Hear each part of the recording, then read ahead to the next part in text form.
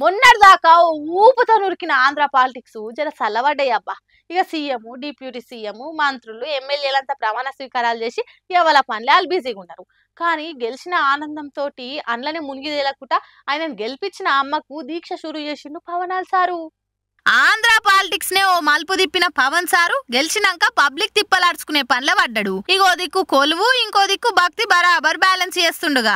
ఎందుకంటారా, ఆయన ఎలక్షన్ల ప్రచారాల కోసం పెట్టుకున్న బండికి వారాహి అని పేరు పెట్టుకుండు. ఇక పేరుకు తగ్గట్టే ఆ అమ్మ దీవెనలతోని పబ్లిక్ రెస్పాన్స్ అడ్డగోలుగొచ్చి ఇప్పుడు నిలబడ్డ 21 జాగలల్లా జనసేన జెండా హవా నడిపిస్తుంది. ఇక అమ్మ దీవెనలతోని ఆమె పేరు పెట్టుకున్నాక అనుకున్నది అయ్యింది కాబట్టి ఇయాలనే వారాహి అమ్మ మాలేసుకుండు పవనాల్ సారు.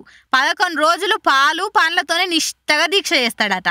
నేను నమ్ముకున్న అమ్మ నన్ను నిలబెట్టింది, ఇప్పుడు నేను ఆమెకు మొక్కిన మొక్కు నిలబెట్టుకుంటా అని ఈ ముచ్చట ముంగటేసుకుండు. ఈ కథ అంతా తెలివంగానే అదిరా మా హీరో అంటే ఎంత ఎదిగినా ఒదిగే ఉంటాడు, అందుకే ఆయనకి ఇంతమంది ఫ్యాన్స్ కాదు కాదు ఆర్మీ అని తోడగొట్టి మరి గల్లాలు ఎగిరేస్తురు జన సైనికులంతా. ఎక్కడ నెగ్గాలో కాదు ఎక్కడ తగ్గాలో తెలిసినోడు గొప్పోడు అనే సినిమా డైలాగును నిజం చేసి చూపెట్టిండు AP deputy CM Pawan Kalyan sir. ఏమంటారులా, నిజమే కదా.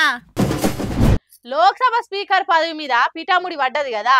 మామూలుగా అయితే పార్టీలకు అతీతంగా ఏకగ్రీవంగా ఎన్నుకుంటారు స్పీకర్ ను.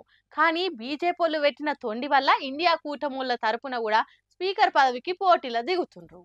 లోక్సభ స్పీకర్ పదవి మీద మళ్ళా పంచాది పుట్టింది అధికార విపక్షాల నడుమ. లోక్సభ ఎన్డీఏ పక్షానికే మెజారిటీ ఉన్నది. వాళ్ళే స్పీకర్ పదవికి నామినేషన్ వేసిండ్రు. అందరు కలిసి పాత స్పీకర్ ఓం బిర్లా సార్నే మళ్ళా స్పీకర్ గా పెడతామని డిసైడ్ అయ్యారు. దాన్ని విపక్షాలకు చెప్తే వాళ్ళు కూడా సరే అన్నారు. కాకుంటే మాకు డిప్యూటీ స్పీకర్ పదవి ఇయ్యుర్రి, మేం స్పీకర్ కు మద్దతు ఇస్తామని చెప్పిర్రు. ఆగో ఆన్నే బీజేపీ వాళ్ళు తొండి చేస్తుర్రు.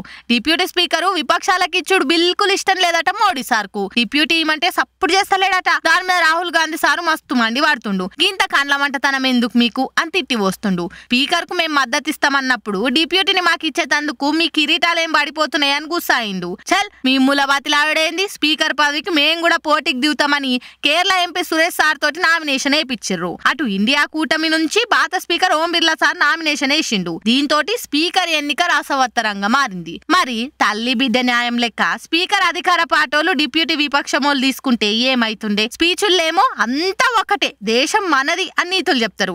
ఇప్పుడేమో గిట్లా చేస్తారు. గిదేం రీతి అని అంటుర్రు బీజేపీ వాళ్ళ తీరు చూసినోళ్ళు.